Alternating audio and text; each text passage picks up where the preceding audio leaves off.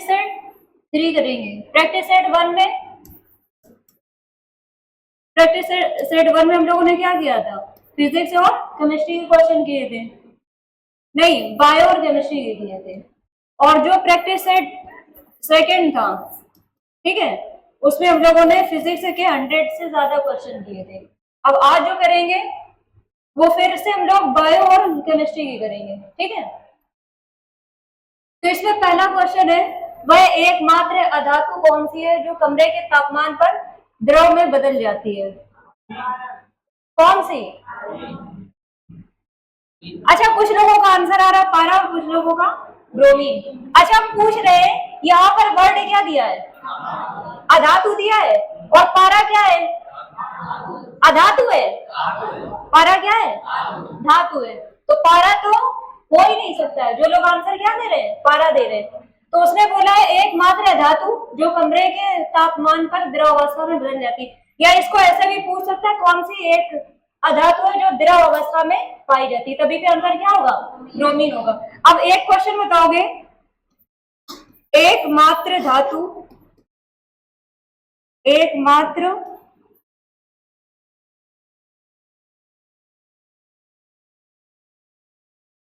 धातु जो द्रव अवस्था में पाई जाती है।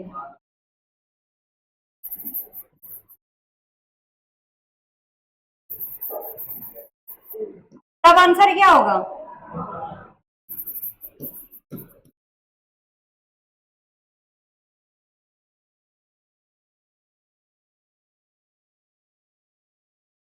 आंसर होगा पारा, Hg, मरकरी बोलते हैं।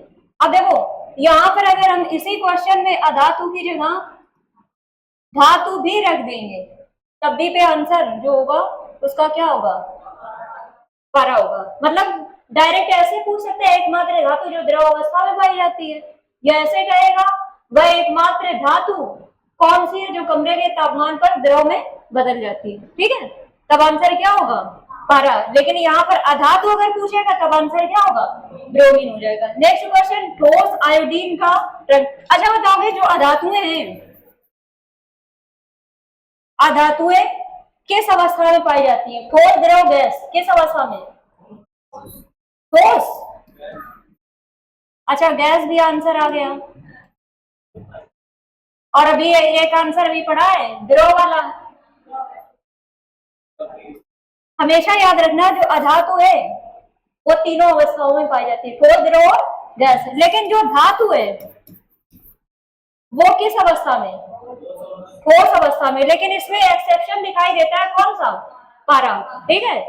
केवल पारा एक ऐसी धातु है जो किस अवस्था में पाई जाती है? द्रव अवस्था में पाई जाती है। बाकी सभी धातुएं किस अवस्था में पाई जाती है? ठोस अवस्था में पाई जाती है, ठीक है। तो यहाँ पर ये याद रखना। अब देखो क्वेश्चन उसने पूछा है ठोस आयोडीन का रंग कैसा होता है। और हमेशा याद रखना जो धातुएं, धा से धातु है और धा से धनायन, धातुएं जो है वो क्या बनाती है? धनायन बनाती है। जो अधातुएं हैं वो क्या बनाती है? ऋणायन बनाती है। और अगर पूछ लेगा कि धातुओं के ऑक्साइड की प्रकृति कैसी होती है, बोलो धातुओं के ऑक्साइड कैसे होते हैं? अम्लीय या क्षारीय? धातु के ऑक्साइड कैसे होते हैं? क्षारीय। और यहीं पर अगर पूछ लेगा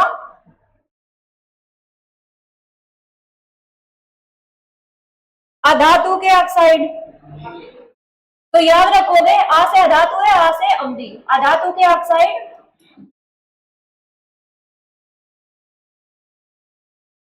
अम्लीय होते हैं। ये क्वेश्चन कई बार पूछा गया है, ठीक है। तो हम लोगों का क्वेश्चन यहाँ पर क्या था? अभी सेकंड नंबर पे हम लोग, ठोस आयोडीन का रंग कैसा होता है। अच्छा बताओ कि जो आयोडीन है धातु है या अधातु है? क्या है आयोडीन? क्या है? अधातु है। क्या है? अधातु है। और इसने पूछा है इसका रंग कैसा होता है, बोलो। अच्छा, धातुएं कैसी होती है? चमकदार होती है या चमकहीन होती है? बोलो। हाँ, याद रखोगे जो धातुएं होती है वो चमकदार होती है, अधात वर्तनी होती है।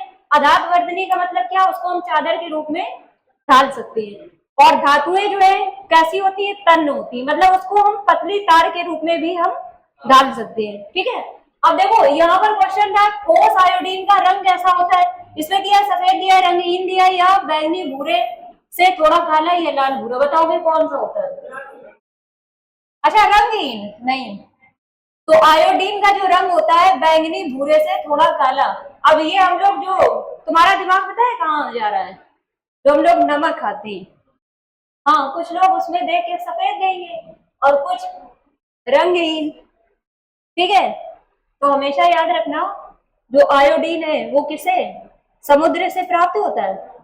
ठीक है, तो जब वो प्राप्त करते हैं बाद में उसका प्यूरिफिकेशन होता है, लेकिन पहले वो कैसा होता है, बैंगनी भूरे से थोड़ा काला होता है। ठीक है, ये क्वेश्चन पूछा गया है आरआरबी एनटीपीसी। ठीक है, नेक्स्ट है कांच का सबसे महत्वपूर्ण घटक है, माइका, क्वार्टर, सिलिका। अच्छा इसी को सिलिका को और किस नाम से जानते हैं, इसका सूत्र क्या होता है, SiO2 होता है, सिलिकॉन डाइऑक्साइड भी कहते हैं। क्या कहते हैं, सिलिकॉन डाइऑक्साइड।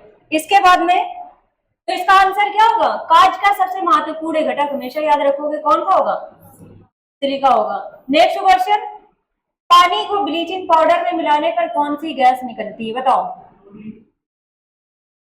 अच्छा यहाँ पर हमारा क्वेश्चन है ब्लीचिंग पाउडर का सूत्र क्या होता है, CaOCl2। क्या होता है, CaOCl2 होता है। तो उसने बोला है पानी को ब्लीचिंग पाउडर में मिलाने पर कौन सी गैस निकलती है। तो अगर हम पानी का सूत्र H2 होता है, इसमें ब्लीचिंग पाउडर मिला रहे हैं, तो यहां पर बनेगा क्या, CaOH का होल ट्वाइस। अब देखो यहां पर देखेंगे Ca के मॉलिक्यूल कितने, एक था, यहां पर आ गया OH, O कितने हैं, एक है, तो इसका मतलब 2 से हमें बैलेंस करना पड़ेगा। ठीक है, तो देखो 2 हाइड्रोजन थे 2 ऑक्सीजन थे, तो यहां पर हमने 2 ऑक्सीजन हो गए, 4 नहीं 2 ऑक्सीजन 2 हाइड्रोजन, क्योंकि OH का होल ट्वाइस है। ठीक है, हाँ तो 2 ऑक्सीजन हो गए और 2 हाइड्रोजन हो गए। यहाँ पर देखोगे हाइड्रोजन कितने हैं, 4 हैं, 2 दूनी 4 है। अच्छा एक मिनट रुको, यहाँ पर CaOH का होल ट्वाइस हो गया। अब इसके बाद में प्लस Cl2 हो जाएगा, हाँ ये तो क्लोरीन गैस। ठीक है, अच्छा इस तरीके से जब सिंबल लगा होता है तब इसका मतलब क्या होता है, ठीक है कि ये गैस निकल रही है। ठीक है, अब हम देखेंगे यहाँ पर Ca बैलेंस हो गया, और इसके अलावा देखो एक O 2 और एक 3 ऑक्सीजन है। अभी यहाँ पर आए कितने हैं, 2 आए, और इसके अलावा हाइड्रोजन कितने हैं, 4 हैं, और नहीं एक मिनट, 2 और 1 3 हो रहे हैं।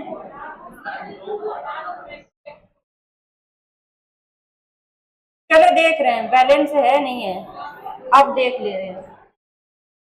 H2O लिखा था, ठीक है, देखो 2 हाइड्रोजन 2 यहाँ हाइड्रोजन आ गए, एक हाँ अब ठीक है, अब बैलेंस हो गया। तो इसमें कौन सी गैस निकल रही है, क्लोरीन गैस निकल रही है। तो उसने पूछा था पानी को ब्लीचिंग पाउडर से मिलाने पर कौन सी गैस निकलती है। अच्छा यहाँ पर ब्लीचिंग पाउडर का हम लोगों को पता चल गया। अब हम तुमसे पूछ रहे हैं धावन सोडा और खाने का सोडा,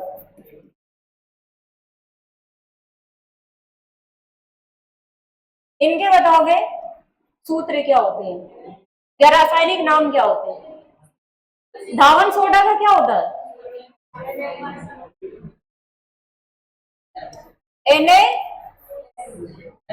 Na2CO3, और खाने का सोडा NaHCO3। इसी को क्या बोलते हैं, सोडियम बाइकार्बोनेट भी बोलते हैं, सोडियम हाइड्रोजन कार्बोनेट के नाम से भी हम जानते हैं। इसके अलावा इसको सोडियम कार्बोनेट। और हमने क्या बताया था, खाने का सोडा है कि हम लोग पार्टी में जाते हैं, ठीक है, तो जैसा ही खाना खा पी लेते हैं, जब चल रहे होते हैं तो हम लोग क्या करते हैं, खाने के बाद में बाय करते हैं, ठीक है। तो बाई किसमें लगा हुआ है? खाने का सोडा, ठीक है। सोडियम बाइकार्बोनेट लिख लेना, ये पूछा गया क्वेश्चन, सोडियम बाइकार्बोनेट। तो ऐसा याद रखोगे कि खाने के बाद में क्या कर रहे हैं, बाई कर रहे हैं। देखो यहाँ भी सोडियम है, यहाँ भी, और एक मिनट, जो धावन सोडा है इसमें केवल होता है सोडियम कार्बोनेट होता है, क्या होता है, सोडियम कार्बोनेट, और इसमें सोडियम बाइकार्बोनेट हो जाता है। ये दोनों इसमें क्या है, सेम है, बस केवल ये एक्स्ट्रा है, सोडियम बाइकार्बोनेट, ये सोडियम हाइड्रोजन कार्बोनेट होता है। तो बस याद रखोगे कि खाने के बाद में क्या कर रहे हैं, बाय कर रहे हैं। तो खाने का सोडा, इसी को ही बेकिंग सोडा के नाम से भी जानते हैं, ठीक है। तो इसका आंसर यहाँ पर था, पानी को ब्लीचिंग पाउडर में मिलाने पर कौन सी गैस निकलती है, तब आंसर क्या होगा, क्लोरीन। धातु ऑक्साइड आमतौर पर होते हैं, बताओ, पता है, आ से धातु, आ से अम्लीय। नेक्स्ट,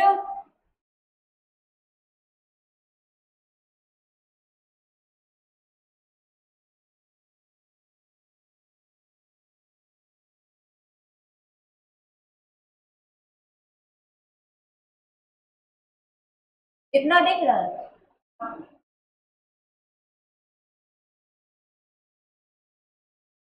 बताओगे पानी के एक अणु में, पानी के एक अणु में हाइड्रोजन के द्रव्यमान और ऑक्सीजन के द्रव्यमान का अनुपात हमेशा कितना है।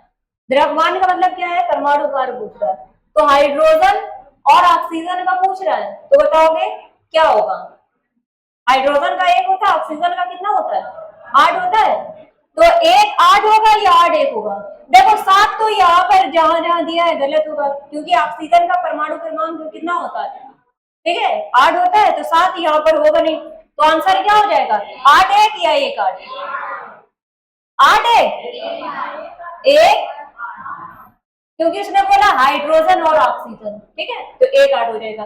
बताओगे C6H14 का सूत्र हाइड्रोकार्बन को दर्शाता है। अच्छा बताओगे, तुमने पढ़ा होगा सिंगल बॉन्ड, डबल बॉन्ड और ट्रिपल बॉन्ड, और इसके अलावा हम लोगों ने पढ़ा होगा एल्केन, एल्कीन और एल्काइन।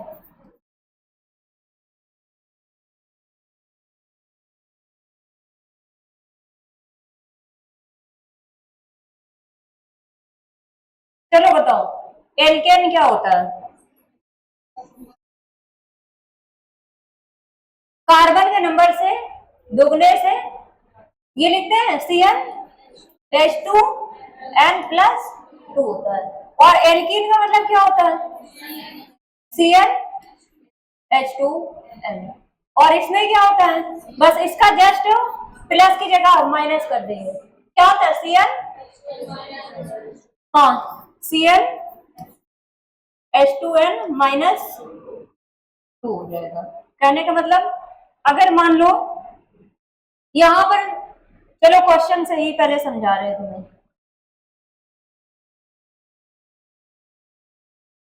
दिख रहा है,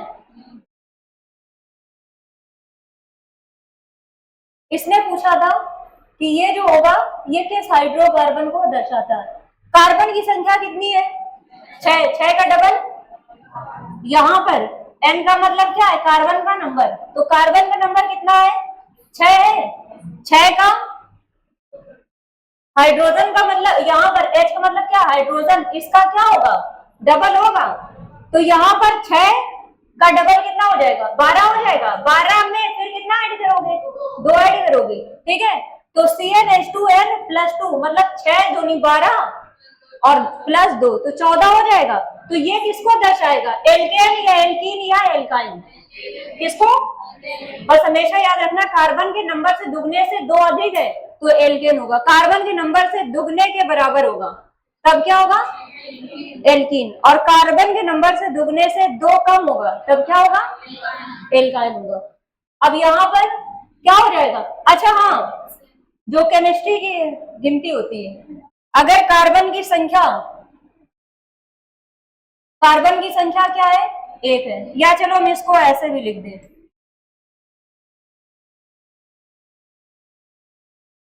कार्बन की संख्या क्या है? 1 है, 2, 3,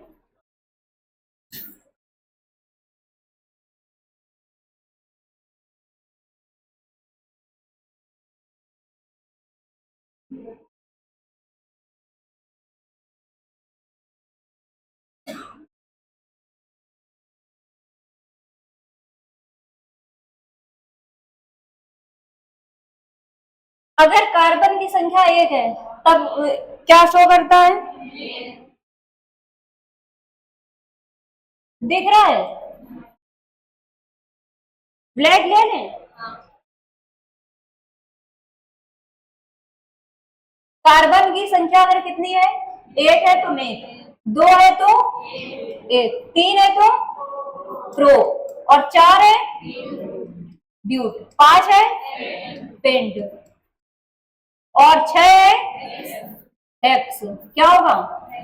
हेप्स। 7 है तो हेप्ट। क्या होगा? और 8 है तो ऑक्ट। क्या होगा? ऑक्ट होगा। और 9 है तो नॉन। कहीं पर नन भी लिखा मिल जाता है, ठीक है, नॉन होता है। और 10 है तो डेका या डेक्ट। डेक्ट, वैसे इसमें डेक्ट ही वर्ड यूज होता है, ठीक है। अब यहां पर आओगे अपने, उसने पूछा था C6 है तो 6 जो है किसको दर्शाता है? हेक्स को दर्शाता है। और कार्बन के नंबर से दुगने से 2 अधिक होता है तब क्या होता है? एल्केन या एल्कीन? एल्केन को दर्शाता है तो देखो हेक्सेन हो जाएगा। यहां पर याद रखना 6 है तो हेक्स, और प्लस सिंगल बॉन्ड होगा तो एन हो जाएगा, बराबर हेक्सेन लिख देंगे। क्या लिख देंगे? हेक्सेन। तो ये हो जाएगा, तो इसका आंसर क्या हो जाएगा? बी हो जाएगा। अधातुओं में आमतौर पर सबसे बाहरी सतह में इलेक्ट्रॉन होते हैं। कितने इलेक्ट्रॉन होते हैं? अधातुओं की बात कर रहा है। जैसे बात करें कार्बन, कार्बन का परमाणु क्रमांक कितना होता है? बोलो। 6 होता है। ऑक्सीजन का कितना? Nitrogen, oxygen 8। अब जैसे अगर हम इसका आईयूपीएसी इलेक्ट्रॉनिक विन्यास करेंगे तब क्या होगा? 1s2, 2s2 और 2p। 2p क्या होगा? 2 होगा। देखो 4, 2, 6, 6 नहीं होगा। यहाँ पर कितना होगा? तो यहाँ पर कितने इलेक्ट्रॉन है बाहरी कक्षा में? 2 वाले में कितने इलेक्ट्रॉन होंगे? 4 होंगे। और लेकिन यहाँ पर दिया क्या है? 5, 6, 7 या 8, क्योंकि यहाँ पर दिया 1, 2 या 3। तो यहाँ पर 1, 2 या 3 हो नहीं सकते, ठीक है। 10 तो किसी हाल में नहीं होते, और ना बाहरी कक्षा में 18 होते हैं, ठीक है। तब आंसर क्या हो जाएगा? 5, 6, 7 या 8 कितने हो सकते हैं?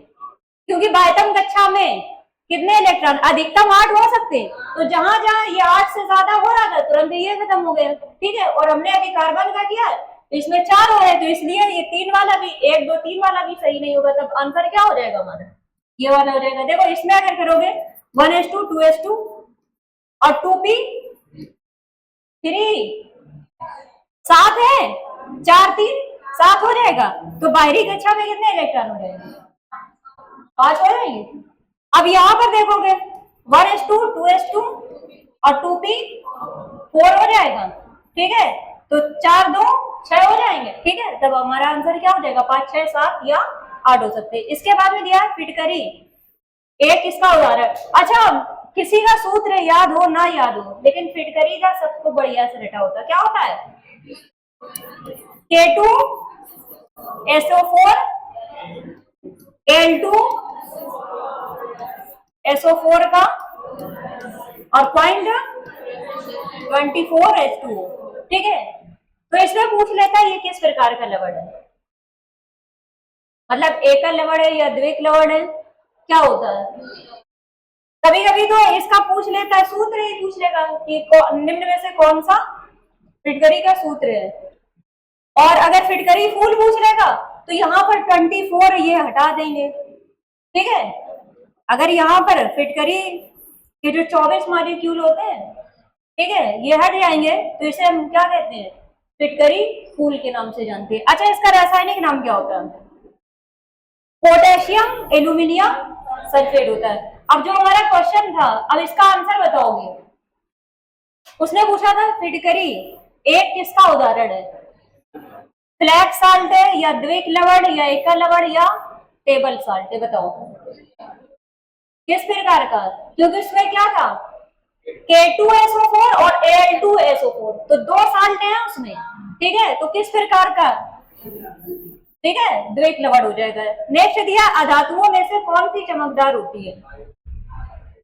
अधातु, देखो अधातुएं जो होती है वो चमकदार नहीं होती, लेकिन एक अपवाद है आयोडीन, ठीक है, क्योंकि धातुएं कैसी होती है, चमकदार होती हैं, और अधातुएं कैसी होती है, चमकहीन होती हैं। लेकिन एकमात्र अधातु जो कैसी होती है, चमकदार होती है। आंसर क्या होगा, आयोडीन। जैसे एकमात्र अधातु जो किस अवस्था में पाई जाती है, द्रव अवस्था में पाई जाती है, आंसर क्या होगा, ब्रोमीन। और एकमात्र धातु जो द्रव अवस्था में पाई जाती है, पारा, ठीक है। इसके बाद में नेक्स्ट क्वेश्चन, हाँ ये यहाँ पर कुछ फैक्ट जो अभी बता चुके हैं उसी में से हैं। अब बताओगे इसका आंसर। इसमें दिया निम्न में से कौन सा कथन गलत है? अधातुएं धनायन बनाती हैं? नहीं दिख रहा, चलो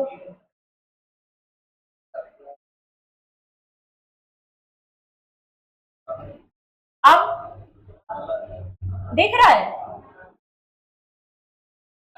बताओगे कौन सा कथन गलत? अधातुएं धनायन बनाती है, सही है गलत? देखो अब यहाँ पर एक में दिया धनायन बनाती है, एक में ऋणायन बनाती है, इसका मतलब आंसर यही दो में से होगा, ठीक है। तो अधातुएं क्या बनाती हैं, ऋणायन बनाती है। धा से धातुएं और धा से धनायन बताया था। धातुएं क्या बनाती है, धनायन। तो इसने पूछा धातु के बारे में कौन सा गलत है, तो अधातुएं धनायन नहीं बनाती है, क्या बनाती है, ऋणायन बनाती है, तो यही क्या हो जाएगा, गलत हो जाएगा। अधातुएं विद्युत की कुचालक होती है, सही या गलत? और अच्छा, धातुएं क्या होती है, विद्युत की सुचालक या कुचालक? विद्युत की क्या होती है, सुचालक होती है। लेकिन एकमात्र ऐसी अधातु जो सुचालक होती है कौन सी? हाँ, ग्रेफाइट। और ग्रेफाइट किसका अपरूप है, कार्बन का अपरूप है, ठीक है। और अधातुएं अम्लीय ऑक्साइड बनाती है, सही या गलत? बताया था अभी, आ से अधातु, आ से अम्लीय। अधातुओं के ऑक्साइड कैसे होते हैं, अम्लीय होते हैं। तो ये भी सही, ये भी सही, ये भी सही। यहाँ पर कौन सा गलत हो जाएगा, ए नंबर गलत हो जाएगा। नेक्स्ट दिया है कुछ भी, अच्छा ये वाला अलग है वैसे, दिया है कुछबीर कौर निम्न में से किस खेल से संबंधित है? तो इसका आंसर क्या होगा, एथलेटिक्स। कलर चेंज कर ले। अब बताओगे, यह एकमात्र अधातु जिसे क्षारीय धातुओं के साथ रखा गया, कौन सी एक ऐसी अधातु है जिसको धातुओं के साथ रखा गया है? सीजियम, फ्रांसियम, हाइड्रोजन या रुबिडियम? कैसे रखा गया है? सीजियम को नहीं, अरे भैया जो हाइड्रोजन है ना, जो ये वाला हम लोग पढ़ते हैं, हलीना की रब से फरियाद, हाइड्रोजन, लिथियम, सोडियम, ये सारी है क्या, ये वाली ये धातुएं हैं, क्षारीय धातुएं हैं। तो एकमात्र अधातु है जिसे धातुओं के साथ रखा गया, तब आंसर क्या होगा, हाइड्रोजन। बाकी देखा होगा जो हम लोगों का ये डी ब्लॉक तत्व है, कौन सा, ये एस है, फिर यहाँ पर जो आता है बीच में ये डी है, और इस साइड वाला पी ब्लॉक होता है। तो यहाँ पर ये सारी की सारी 40 क्या होती है, धातुएं होती है। और जो पी ब्लॉक है इसमें धातु, अधातु और उपधातु तीनों को रखा गया है, ठीक है। तो ये चीज याद रखोगे। यहाँ पर क्वेश्चन पूछा गया था कि एकमात्र अधातु जिसे क्षारीय धातुओं के साथ रखा गया, तो कौन सी हो जाएगी, सोडियम नहीं, हाइड्रोजन। हाइड्रोजन को ही आवारा तत्व के नाम से जाना जाता है। नेक्स्ट क्वेश्चन,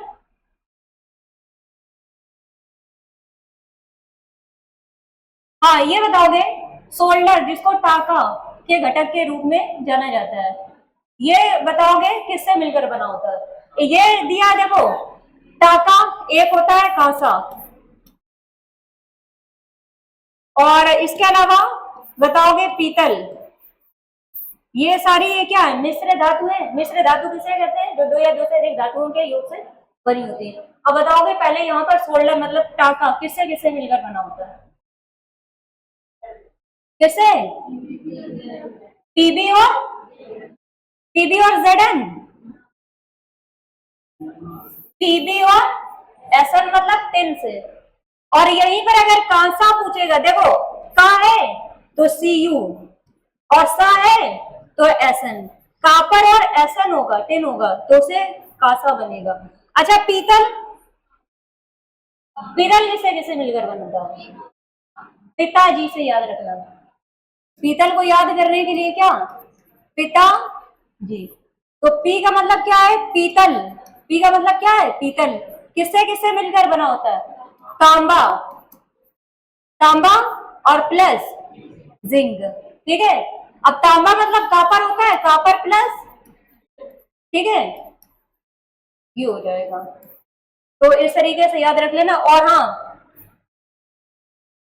इसमें पूछा था टाका, टाका लेड प्लस टिन होता है, और कासा तो कांसा तो कापर प्लस एसन हो जाएगा, और पीतल किसे किसे, हाँ कापर प्लस, ठीक है जिंक, वही पिताजी याद रख लेना। पी से मतलब पीतल, ता से मतलब तांबा, और जी का मतलब जिंक हो जाएगा। नेक्स्ट,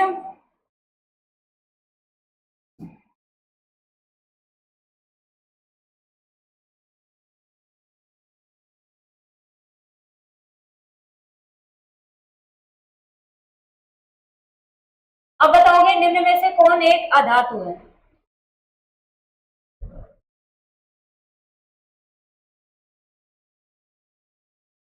जस्ता क्या है, धातु है या अधातु है? देखो ये सभी जानते हैं, लोहा क्या है, धातु है, एल्यूमिनियम क्या है, धातु है। जस्ता क्या है, धातु है, ठीक है। जस्ता क्या है, धातु है। लेकिन यहाँ पर नाइट्रोजन हो, नाइट्रोजन, कार्बन, ऑक्सीजन, ये सारे क्या है, अधातु है। तो आंसर क्या हो जाएगा हमारा, बी हो जाएगा। हीलियम की परमाणविकता क्या है, बताओ। हीलियम को हम लोग क्या लिखते हैं, एच ई लिखते हैं। इसमें कितने परमाणु हैं, एक है। अगर हम कहते हैं जल की परमाणविकता क्या हो जाएगी, बोलो। दो और एक तीन, जितने परमाणु होंगे वही उसकी क्या कहलाएगी, परमाणविकता कहलाएगी। जैसे अच्छा बताओगे H2SO4 की परमाणविकता क्या होगी, 4, 5, 2, 7। इसके अलावा हम कहते हैं Na2CO3, कितनी हो जाएगी परमाणविकता, 3, 3, 6 हो जाएगी, ठीक है। हमेशा याद रखना अक्रिय गैसों की परमाणविकता कितनी होती है, 1 होती है। अक्रिय गैसें चाहे हीलियम हो, नियान हो, आर्गन, क्रिप्टॉन, ज़ीनान, रेडॉन, इनकी सबकी परमाणविकता कितनी होती है, 1। तो हीलियम की पूछा है तब आंसर क्या हो जाएगा, 1 परमाणु हो जाएगा। निम्न में से कौन सी धातु तत्वों की आवर्त सारणी में मौजूद सबसे हल्की धातु, मतलब शॉर्ट में कहे तो सबसे हल्की धातु कौन सी है, बताओ कौन सी, लिथियम। अच्छा सबसे भारी धातु कौन सी होती है, कौन सी होती है, ऑस्मियम। पेन कॉपी लेकर बैठा करो, उसको नोट कर लिया करो। तो यहाँ पर पूछा था सबसे हल्की धातु, आंसर क्या होगा, लिथियम, और सबसे भारी तो ओस्मियम। ऐसे याद रख लेना, ओस्मियम में क्या वर्ड आ रहा है, ओस आ रहा है कि ओस से क्या हो गई, भारी हो गई, ठीक है। तो सबसे भारी धातु पूछेगा तब आंसर क्या होगा, ओस्मियम। सबसे हल्की धातु कौन सी, लिथियम। उच्चतम ऊष्मा चालकता वाले अधातु की पहचान करें। कौन सी ऐसी अधातु है जिसकी क्या होती है, उच्चतम ऊष्मा चालकता होती है। रोधक ईंटें या लकड़ी, ये तो क्या है, सुचालक है या चालकता पूछा है, उच्चतम ऊष्मा चालकता। अच्छा बताओ, ये दो को हम कैंसिल कर दे रहे, इसमें से बताओ किसकी अधातु पूछा है, बोलो। यहां पर होगा, ठीक है।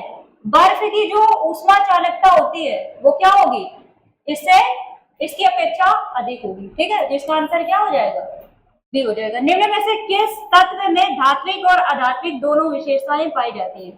अच्छा बताओ, जिसमें दूसरी लैंग्वेज में हम कहें इसी क्वेश्चन को कि किसमें धातु और अधातु दोनों के गुण पाए जाते हैं,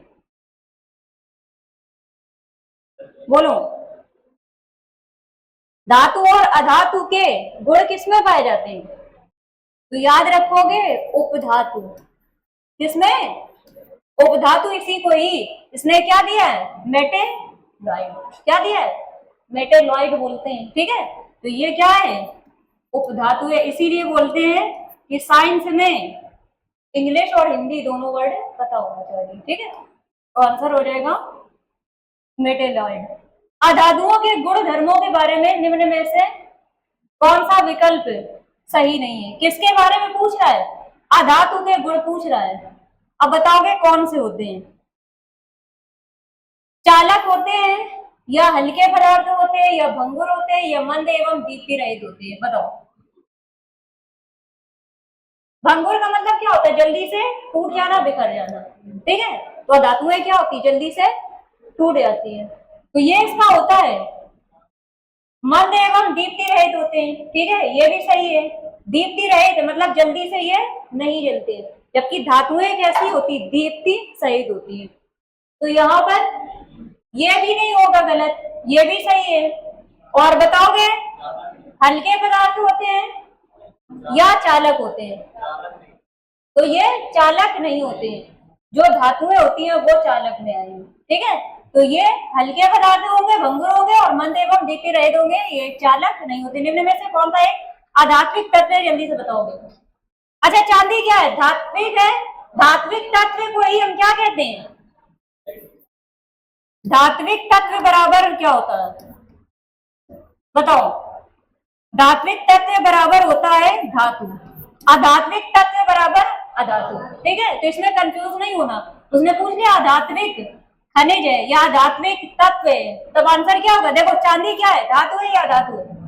धातु है। प्लेटिनम भी क्या है? धातु है। लोहा भी क्या है? धातु है। गंधक क्या हो जाएगा? अधातु हो जाएगा। नेक्स्ट है भारत में। अच्छा, ये भी तुम्हारा इससे रिलेटेड नहीं है, साइंस से, लेकिन बताओ भारत में मौद्रिक नीति किसके द्वारा तैयार की जाती है? भारतीय औद्योगिक वित्त निगम, या भारतीय रिजर्व बैंक है, या केंद्रीय समिति, या भारतीय औद्योगिक विकास बैंक है? मौद्रिक नीति किसके द्वारा? आरबीआई। ठीक है, भारतीय रिजर्व बैंक के द्वारा। नेक्स्ट बताओगे गर्म करने पर कैल्शियम कार्बोनेट का कैल्शियम ऑक्साइड और कार्बन डाइऑक्साइड में अपघटन का एक उदाहरण बताओ। किसका उदाहरण है? उसने पूछा है गर्म करने पर कैल्शियम कार्बोनेट का। कैल्शियम कार्बोनेट का सूत्र क्या होता है? सीए। क्या होता है? सीए CO3 होता है कैल्शियम कार्बोनेट। और उसने पूछा है कैल्शियम ऑक्साइड, कैल्शियम ऑक्साइड का सूत्र क्या होता है? CaCO होता है। और कार्बन डाइऑक्साइड में अपघटन का एक उदाहरण है।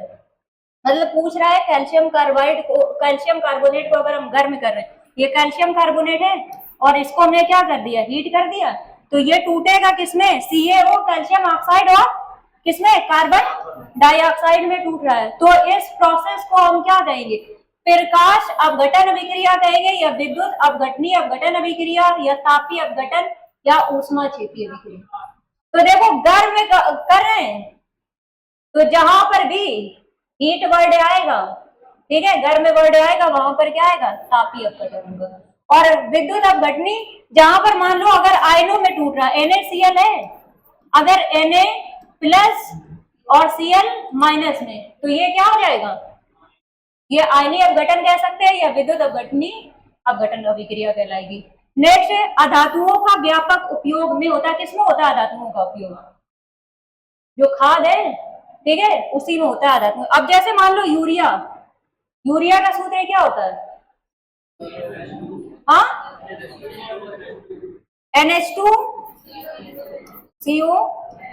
NH2 होता है। तो ये भी एक प्रकार की क्या है? खाद है। ठीक है, तो सबसे ज्यादा जो व्यापक उपयोग होता है तो किसमें होता है? खाद में। मशीनरी यंत्र में नहीं होता, ना हवाई जहाज में होता है और ना ही बॉयलिंग में इसका यूज होता है। किसमें होता है? तो याद रखोगे खाद में होता है। नेक्स्ट क्वेश्चन,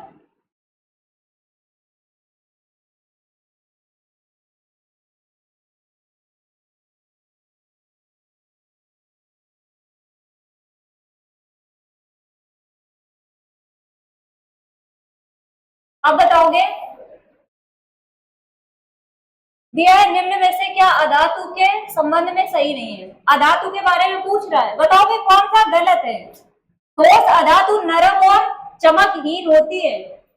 ठोस अधातु कैसी होती है, नरम होती है, एकदम सॉफ्ट है।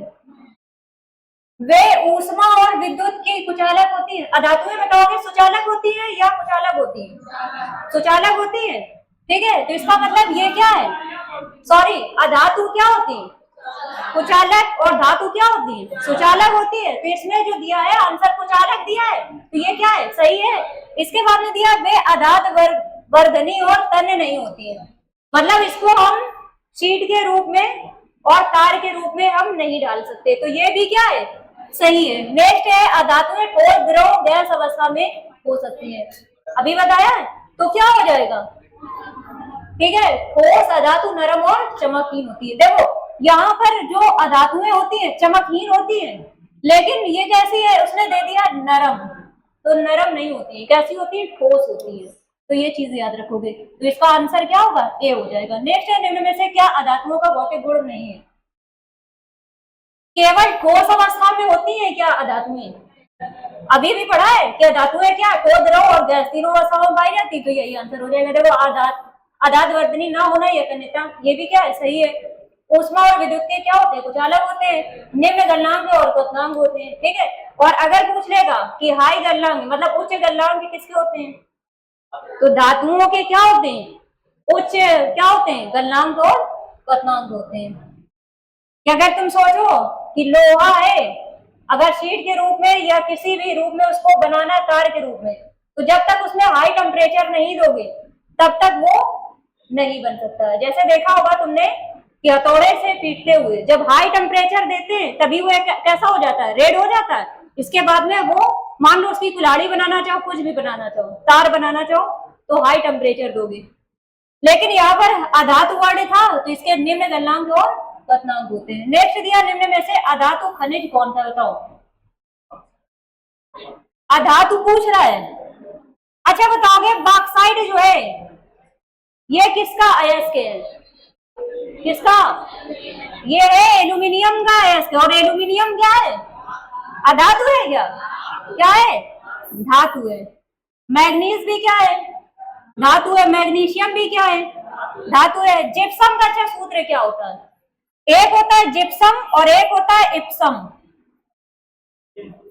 बताओ क्या होता है, CaSO4.2H2 होता है, ठीक है। और यहीं पर अगर हम कह दें MgSO4.7H2 दे दें तब ये किसका हो जाएगा, इप्सम लवण, ठीक है। तो यहाँ पर आंसर क्या हो जाएगा, देखो कैल्शियम, इसने वर्ड दिया था, उसने पूछा अधातु खनिज है, तो इसमें ये सारे क्या हो जाएंगे, धातु खनिज हो जाएंगे, ये क्या हो जाएगा, अधातु खनिज हो जाएगा। नेक्स्ट दिया है यौगिक है CHCl3। अच्छा CHCl3 किसका होता है सूत्र, CHCl3 किसका होता है, क्लोरोफॉर्म का होता है। एवं NaOH की उपस्थिति में सैलिल्डिहाइड देता है यौगिक है। अच्छा यहाँ पर बताओगे फिनॉल है या टाइलुविन है या क्लोरोबेंजीन है या बेंजीन का सूत्र क्या होता है, बताओगे पहले, बेंजीन का बताना है और टाइलुविन का बताना है। टाइलुविन, वैसे टाइलुविन भी बोल देते हैं, ठीक है, टोलुविन। और इसके अलावा फिनॉल का बताओगे, फिनॉल, और फिनॉल के अलावा बताओगे क्लोरोबेंजीन, क्लोरोबेंजीन, बताओ। हाँ बेंजीन का क्या, तो बिल्कुल इजी होता है, C6H6 होता है। लेकिन यहां पर बताओगे फिनॉल का बताओगे, फिर क्लोरोबेंजीन का बताओ, इसका क्या होता है फिनॉल का, इसका होता है फिनॉल का C6H6O होता है, या इसको हम ऐसे लिख सकते हैं C6H5OH, ठीक है। दोनों इसके होते हैं, कंफ्यूज नहीं होना। देखो हाइड्रोजन के मॉलिक्यूल कितने 6 है यहाँ भी देखो 5 और 1 6 हो जाएगा। तो इसको ऐसे भी लिखा मिल सकता है और ऐसे भी लिखा मिल सकता है। और यहाँ पर टॉल्यूइन का क्या होगा, C6H5 और CH3 होता है। और इसके अलावा क्लोरोबेंजीन का क्या होगा, तो C6H5Cl हो जाएगा।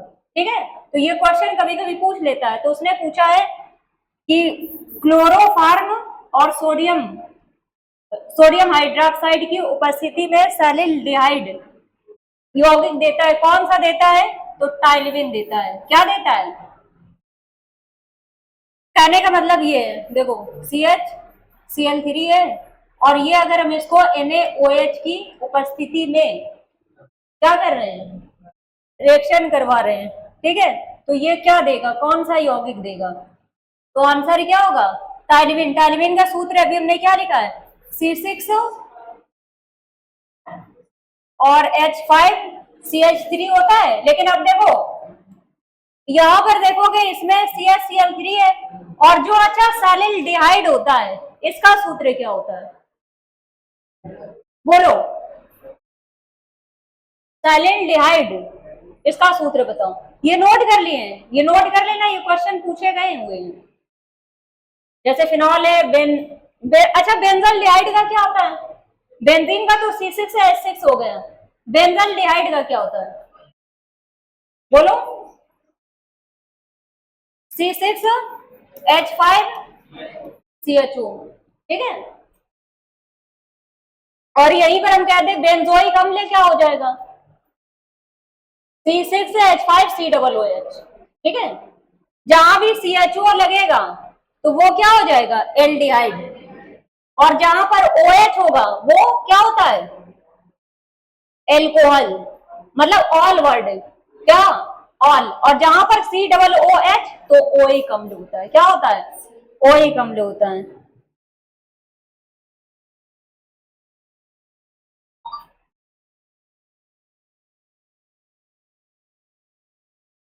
इसका होता है सैलिल्डिहाइड का C6H7O2 होता है।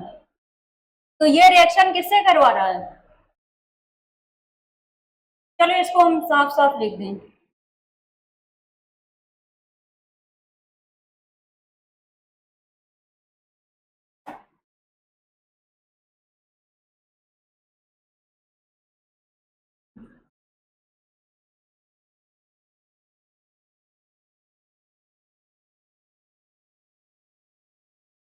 CHCl3 और प्लस यौगिक ए का नाम उसने नहीं दिया है, ठीक है, कि ये जो बनेगा ये क्या बनेगा, तो ये बन रहा है टाइलविन, ठीक है। और यहाँ पर सैलिल्डिहाइड का C6H7O2 होता है और सोडियम हाइड्रोक्साइड की उपस्थिति में क्रिया हो रही है। तो ये बन क्या रहा है, C6H5 और CH3 बन रहा है। अब देखो यहाँ पर कार्बन के मॉलिक्यूल 6 और 1 7, यहाँ पर आए कितने, अभी 6 आए, 6 और 1 7 हो गए। तो इसका मतलब ये कार्बन के मॉलिक्यूल बैलेंस हो गए। अब इस एक मिनट, और यहाँ पर हाँ ठीक है, हाइड्रोजन के देखोगे 7 हैं, अभी यहाँ पर हाइड्रोजन के कितने आए, 5 3 8, यहाँ पर ठीक है 7 और 1 8 हो जाएंगे। तो इसका मतलब हाइड्रोजन भी बैलेंस हो गए। अब यहाँ पर Cl3 और O2, तो अब यहाँ पर क्या बन जाएगा, यहाँ जो बना है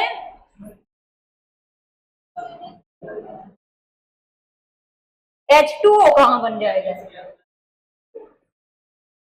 अगर यह उपस्थिति ना उपस्थिति वैसे, हाँ तो अगर हम NaCl प्लस H2O, ठीक है, मतलब इसमें बैलेंस करना पड़ेगा, इतना ज्यादा डीपली वो नहीं पूछेगा, लेकिन हमने तुमको यहाँ पर क्या है बता दिया कि प्रोडक्ट ए जो बनेगा वो क्या बनेगा, तो टाइलिविन बनेगा, ठीक है।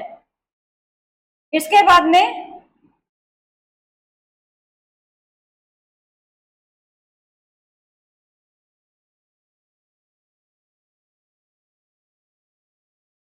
दिख रहा है, बस इतना ही होता है। चलो बताओ।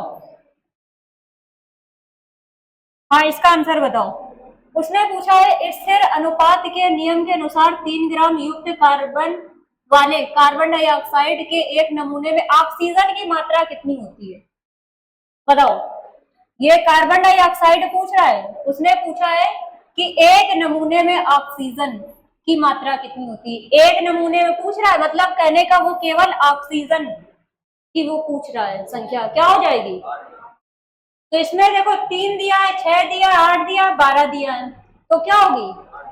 अगर मान लो 16 दिया है तब तो थोड़ा दिमाग लगा सकते थे कि 8 दूनी 16, लेकिन वो दिया नहीं है। ठीक है, तो इसका मतलब एक की बात कर रहा है, तो क्या हो जाएगा? 8 हो जाएगा। नेक्स्ट दिया है CH3 CH2 CH CH3 और फिर दिया है CH2 CH3। ठीक है, इसका IUPAC नाम पूछा गया है, तो क्या होगा? देखो ये जो लिखा है ना, इसको ऐसे लिखा जाएगा पूरा, क्योंकि उसने नीचे लिख दिया है, ये भी इसी में है।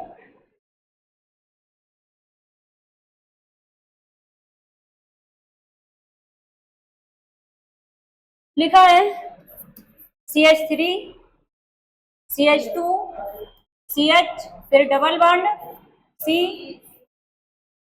CH3 और फिर यहाँ पर दिया है CH2 और CH3। अब बताओगे यहाँ पर हम अगर देखते हैं कि कोई अगर समूह जुड़ा होता है, इसमें कोई भी ग्रुप होता है, जैसे OH हो गया या CHO हो गया या COOH, तो इसमें कोई ग्रुप नहीं जुड़ा है। फिर हम देखते हैं कि अगर उसमें ट्रिपल बॉन्ड है तो वहीं पर से काउंटिंग करेंगे, और अगर उसमें क्या है, डबल बॉन्ड है, अगर ट्रिपल नहीं दिया तो डबल, और डबल नहीं होता तब तो वो सिंगल के हिसाब से। अब देखोगे और जिधर से नजदीक पड़ेगा, अगर हम इधर से कर रहे हैं 1 2 3 चौथे पे आ रहा है, ठीक है, यहां से करोगे 1 2 तीसरे पे आ रहा है, तो हम लोग काउंटिंग किधर से करेंगे? चलो इसमें पेन का कलर चेंज कर ले रहे हैं, तो 1 2 3 4 5 6, 1 मिनट, 5 6 और 1 7 हो जाएगा।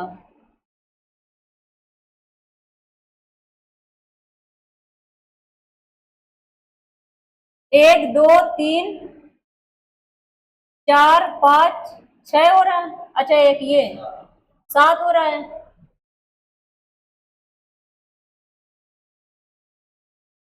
चलो हम देखते हैं पहले, यहाँ पर देखो सबसे पहले तीसरे पे आ रहा है, तीसरे पे ग्रुप आ रहा है, तो जहां 2 पे तो आ नहीं रहा है ना, 4 पे आ रहा है, तो ये 2 खत्म हो जाएंगे। अब इन 2 में से देना है। अब देखो 3 मेथिल, इसमें क्या होगा, यहां से 3 पे जुड़ा है ग्रुप, 3 पे ही जुड़ा है, तो 3 मेथिल हो जाएगा, और 3 पे ही क्या हो जाएगा, हेक्सीन हो जाएगा। अब देखो यहाँ पर इसमें 7 दे रहा है, क्योंकि यहाँ पर 5 तो है नहीं, या फिर हो सकता है कि जो हम लोग इसको ऐड कर रहे हैं ये अलग हो, लेकिन तब भी देखोगे तब 5 हो रहे हैं, क्या हुआ? ठीक है, उस हिसाब से हमें मतलब इसके हिसाब से देखना है, तो क्या हो जाएगा, ये पेंटीन नहीं होगा, क्या हो जाएगा, हेक्सीन हो जाएगा। तो 3 मेथिल और 3 हेक्सीन हो जाएगा। इसके बाद में दिया है कृत्रिम ग्रीन हाउस के शीशे होते हैं आवक और सौर विकिरण के लिए पारदर्शी किंतु निर्गामी और रक्त विकिरण के लिए अपारदर्शी होते हैं, या आवक और रक्त विकिरण के लिए अपारदर्शी किंतु निर्गामी और रक्त विकिरण के लिए पारदर्शी होते हैं, या आवक सौर विकिरण के लिए निर्गामी और रक्त विकिरण। उसने पूछा है हाँ कि कौन से शीशे जो होते हैं, जैसे तुमने देखा होगा कि कुछ ऐसे शीशे होते हैं, हाँ मतलब बाहर से तुम बाहर वाला नहीं दे सकता है, लेकिन अंदर वाला देख सकता है। ठीक है, तो वो किस प्रकार के होते हैं, तो आवक और सौर विकिरण के लिए, और उसमें ऊष्मा का भी, सर्दियों में देखा होगा बढ़िया से, जैसे धूप निकली है तो वो उसका ऊष्मा का अवशोषण कर लेते हैं, तो वही उसने पूछा आवक सौर विकिरण के लिए कैसे होते हैं, वो पारदर्शी होती है। किंतु निर्गामी और रक्त के विकिरण के लिए कैसे होते हैं? अपारदर्शी। ठीक है, कि जो उधर से बाहर से जो देख रहा है तो उसके लिए वो कैसा होगा? अपारदर्शी होगा। लेकिन जो अंदर है वो उसके लिए वो कैसा होगा? पारदर्शी होगा। तो क्या हो जाएगा? ए ऑप्शन हो जाएगा।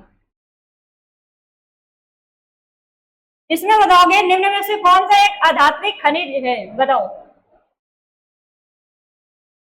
दिख रहा है नहीं दिख रहा? देखो अभी हम लोगों ने पढ़ा है बॉक्साइट किसका? एल्यूमिनियम का है। किसका? एल्यूमिनियम का, अयस्क है। तो ये धात्विक खनिज हो जाएगा। हेमेटाइट, तो ये किसका होता है? हेमेटाइट ये लोहे का होता है। हेमेटाइट किसका होता है? लोहे का होता है। लोहा क्या है? धातु है, तो ये धात्विक खनिज हो जाएगा। पायराइट ये किसका होता है? ये कापर का होता है। कापर क्या है? धातु है, तो ये भी नहीं होगा। क्या हो जाएगा? चूना पत्थर हो जाएगा। क्या हो जाएगा? चूना पत्थर।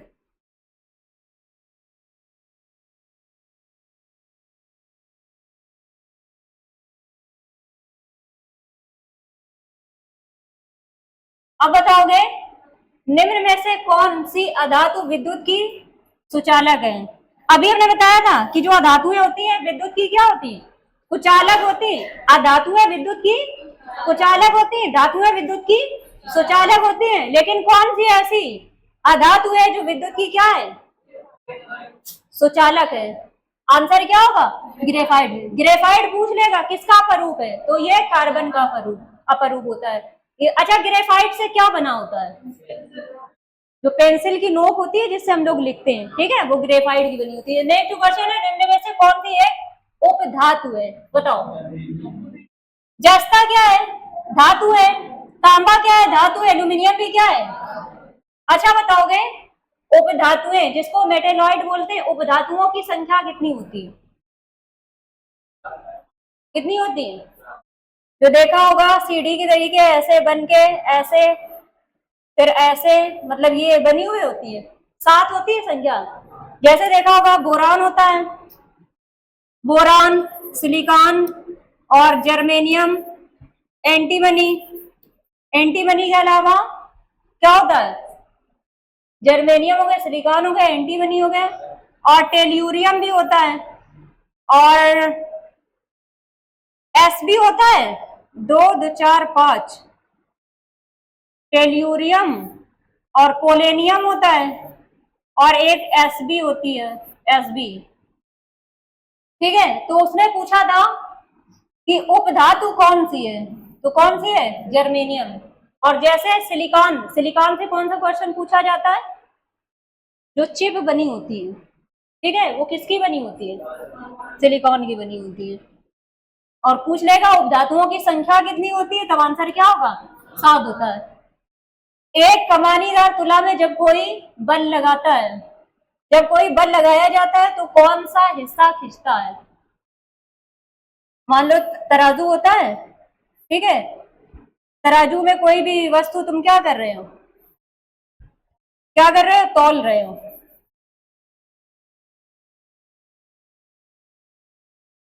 जैसे कुछ तुम तौल रहे हो, तो अब बताओगे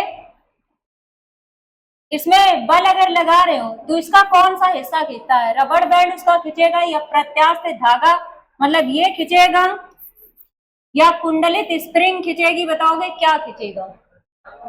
या नायलॉन नायलॉन बैंड खींचेगा? बताओ क्या खींचता है जब बल लगाओगे? तो ये जो होती है ना, इसमें देखा होगा ऊपर नीचे करके होती है, ठीक है, तो आंसर क्या हो जाएगा? कुंडलित स्प्रिंग। निम्न में से कौन सी अधातु अति विक्रियाशील होती है? बताओ। अधातु पूछा है, और जिसको अगर पता होगा, ठीक है, तो वो बता देगा जल्दी से।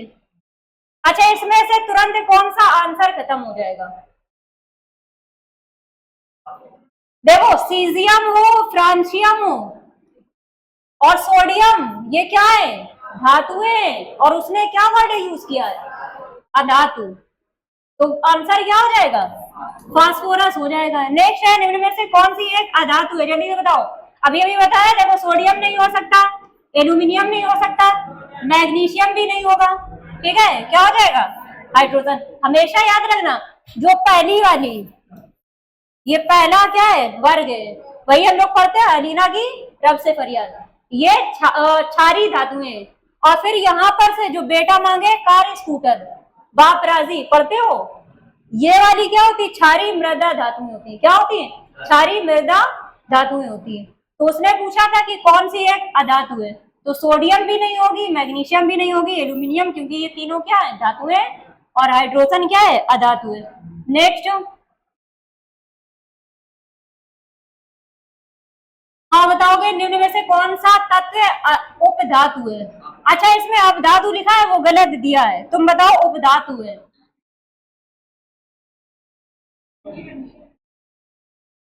दिया है बिस्मथ। क्या बिस्मित होता है? उपधातु। सेलेनियम या आयरन, आयरन तो क्या है? धातु है। सेलेनियम भी क्या है? धातु है। आंसर क्या होगा? एंटीमनी। अच्छा, एंटीमनी का सूत्र क्या होता है? क्या होता है? S B. अधातुओं के संबंध में ठीक है कथन दिए गए, कौन सा बताना है? सत्य है। अधातुएं प्रकृति में विद्युत ऋणात्मक होती हैं और इलेक्ट्रॉन ग्रहण करके बंद बनाती हैं। बताओ, अधातुएं कैसी होती हैं? विद्युत ऋणात्मक होती हैं और इलेक्ट्रॉन को क्या करती हैं? ग्रहण करती है। और जबकि धातुएं क्या होती हैं? विद्युत धनात्मक होती है, इलेक्ट्रॉन का त्याग करती है। ठीक है, तो आंसर क्या हो जाएगा? यही वाला उसने पूछा था, सही है। और अधातुएं धनात्मक, देखो जैसे मान लो तुम्हें नहीं बताए, अब तुक्का लगाना है, तो जहां जहां धनात्मक है, धनात्मक वर्ड किसके लिए? धातुओं के लिए होता है, तो ये भी नहीं हो सकता है। ये दोनों खत्म हो गए, अब इसमें या इसमें, अब 50-50 वाला हो जाएगा। ठीक है, लेकिन यहाँ पर आंसर क्या होगा? ये हो जाएगा। और फिर इसके बाद में बताओगे,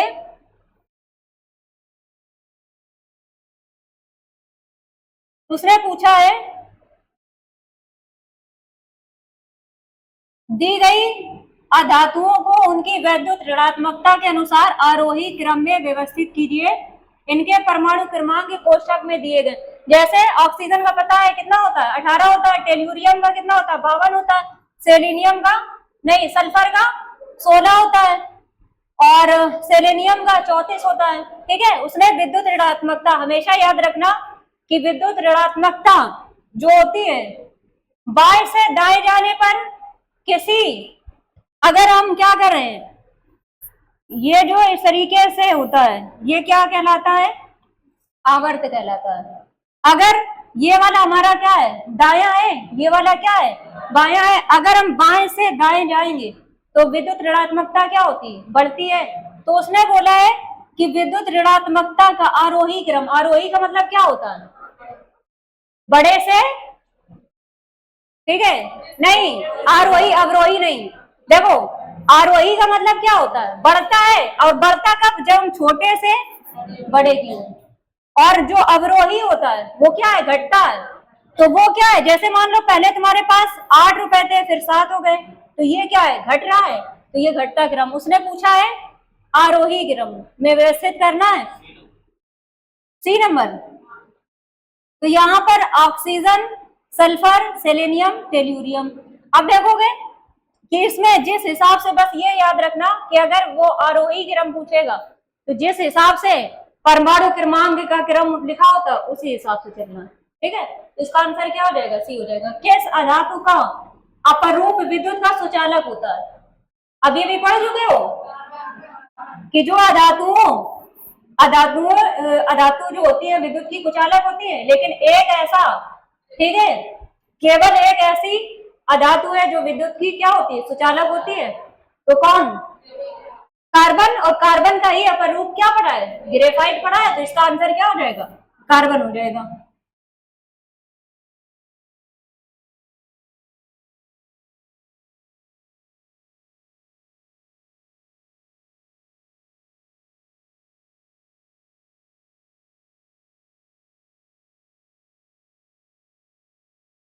चलो जल्दी से यही वाले कर लो।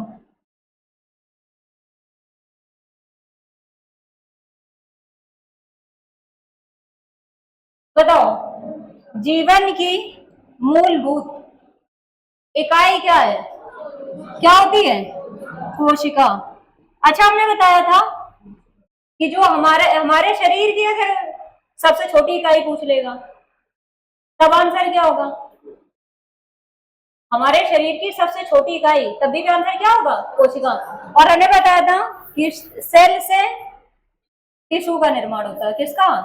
टिश्यू। और टिश्यू से ऑर्गन। क्या बनते हैं? ऑर्गन। ऑर्गन से ऑर्गन सिस्टम। क्या बनता है? Organ system. और ऑर्गन सिस्टम से ही क्या बनती है?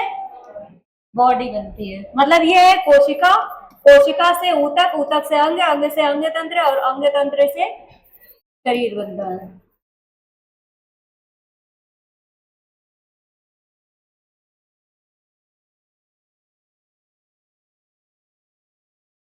चलो इसको एक्सप्लेन नहीं करेंगे, बस जल्दी से कर लो, ठीक है। मानव शरीर में मौजूद निम्न कोशिकाओं में से किसमें माइटोकॉन्ड्रिया नहीं पाया जाता है? ये पूरा हमने डिटेल में पढ़ाया है।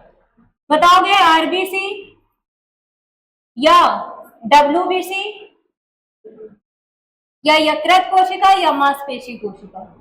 तो हमने बताया था आरबीसी में केंद्रक माइटोकॉन्ड्रिया, मतलब केंद्रक में क्या मौजूद नहीं होता है? माइटोकॉन्ड्रिया। लेकिन हमने बताया था दो ऐसे जीव हैं जिनके केंद्रक में क्या पाया जाता है? जिनमें माइटोकॉन्ड्रिया, जिनकी मतलब आरबीसी के अंदर क्या पाई जाती है? माइटोकॉन्ड्रिया पाया जाता है। कौन? ऊंट और लामा। ठीक है, तो आंसर क्या हो जाएगा? आरबीसी हो जाएगा। निम्न में से कौन सा स्टेम सेल का एक प्रकार नहीं है? अच्छा, स्टेम सेल क्या होता है? इसी को ही हम क्या कह सकते हैं? मूल कोशिका। जैसे देखा होगा जब कैंसर किसी को हो जाता है तो डॉक्टर को अगर ये लगता है कि इस पर्सन को क्या है, कैंसर के चांस लग रहे हैं, उसको कुछ उसको सिम्टम्स दिखाई देते हैं, तो वो सैंपल के लिए कहीं से वो क्या लेता है? सेल लेता है, वही मतलब मास, आम सी लैंग्वेज में, ठीक है, वो लेता है। तो वो क्या करता है? वो स्टेम सेल लेता है, ठीक है, जिनसे मूल कोशिकाएं जो हमारी होती है, ठीक है, वही सैंपल के रूप में भेजी जाती है। जैसे देखा होगा अगर हॉस्पिटल में बच्चे का जन्म हुआ, उसकी कुछ स्टेम सेल जो होती हैं वो सैंपल के रूप में रख ली जाती है। तो यहाँ पर बताओगे कि कौन सी एक स्टेम सेल का प्रकार नहीं है? नाभिरज्जु, नाभि जानते हो ना, तो उसकी सेल स्टेम सेल होती है। या भ्रूण, ठीक है, इसकी भी सेल होती है स्टेम सेल। भ्रूण मूली, तो ये भी होगा, लेकिन ये जो मेद वर्ड है, ठीक है, ये नहीं होगा। नेक्स्ट दिया है कंसंट्रेशन ग्रेडियंट के खिलाफ कोशिका की हलचल को क्या कहा जाता है? सक्रिय परिवहन या प्रसार या विपरीत प्रसरण या प्रसरण? कंसंट्रेशन ग्रेडियंट के खिलाफ उसने कोशिका की हलचल को क्या कहते हैं? सक्रिय परिवहन। कोशिका का क्या हो रहा है? हलचल हो रही है, मतलब उसका क्या हो रहा है? परिवहन हो रहा है। नेक्स्ट है सबसे बड़ी मानव कोशिका कौन सी है? जल्दी से बताओ। सबसे बड़ी मानव कोशिका पूछ रहा है, ग्रंथि नहीं पूछ रहा है। प्लीहा। अच्छा, तो क्या समझो, सबसे बड़ा अंग पूछे,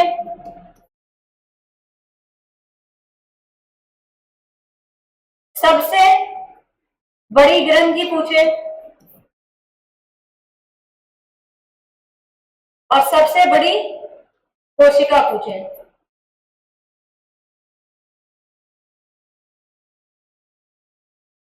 और यहीं पर अगर पूछ लेगा सबसे लंबी कोशिका, तीनों में अंतर है, बताओ। तो सबसे बड़ा अंग, तब आंसर क्या होगा? त्वचा। जब त्वचा ना दिया हो, ठीक है, तब वहां पर क्या कर सकते हो? यकृत। सबसे बड़ी ग्रंथि कहे, यकृत। सबसे बड़ी कोशिका कहे, एक तो शुतुरमुर्ग के अंडे की कोशिका, ठीक है, लेकिन मानव में पूछा जाए तब क्या होगा? अंडाणु, जिसको ओवम लिखा है, ठीक है। ओवम का मतलब क्या होता है? अंडाणु। और सबसे लंबी कोशिका तो तंत्रिका कोशिका, ठीक है, क्या हो जाएगा? तंत्रिका कोशिका। तो ये चीज याद रखना है। ये फैक्ट नोट कर लेना। नेक्स्ट, इसका आंसर क्या हो जाएगा? ओवम। इसी को ही हिंदी में क्या बोलते हैं? अंडा।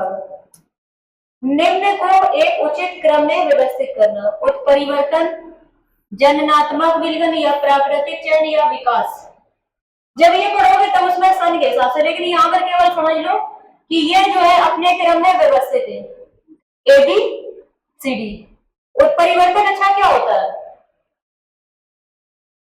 डीएनए की संरचना में होने वाला अचानक से जो परिवर्तन होता है वही क्या होता है? उत्परिवर्तन होता है। उत्परिवर्तन को इंग्लिश में म्यूटेशन बोलते हैं। जैसे मान लो कभी देखा होगा कि घर में सभी मतलब कैसे गोरे हैं, लेकिन किसी काले बच्चे का जन्म हो गया, यही क्या है? उत्परिवर्तन है। या सभी कैसे हैं? काले, किसी अंग्रेज जैसे बच्चे का जन्म हो गया, ठीक है, यही क्या है? उत्परिवर्तन है। अच्छा, हम लोगों की आंखें नॉर्मली कैसी? काली भूरी मानी जाती है, ठीक है, लेकिन कभी कभी क्या होता है, देखा होता है एकदम नीली आंखों वाला कोई पैदा हो जाए, तो ये क्या है? उत्परिवर्तन है। तो यहां पर याद रखना ये सारे क्या है? अपने क्रम में व्यवस्थित है। नेक्स्ट है गतिशील जीवाणु कोशिका को यह कहा जाता है, तो याद रखना नर युग्मक कहा जाता है। जो गतिशील जीवाणु कोशिका होती है उसे क्या कहा जाता है? नर युग्मक। इसके बाद में बताओगे वनस्पति भागों या बीज के बजाय कोशिकाओं के माध्यम से नए पौधों को उगाना क्या कहा जाता है?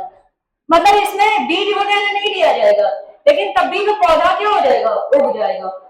जैसे देखा होगा ग्रीन हाउस होता है, उसमें इसको पहले लैब में, ठीक है, उसका एक्सपेरिमेंट किया जाता है, फिर वहां पर 24 या 72 घंटे के बाद में देखते हैं अगर उसमें क्या हो गई? ग्रोथ हो गई, फिर उसको निकाल के ग्रीन हाउस में लगा दिया जाता है। तो वही उसने पूछा वनस्पति भागों या बीज के बजाय कोशिकाओं के माध्यम से नए पौधे को उगाना क्या कहलाता है? तो याद रखोगे टिश्यू कल्चर। क्या कहलाता है? टिश्यू कल्चर, मतलब ऊतक विज्ञान कहलाता है।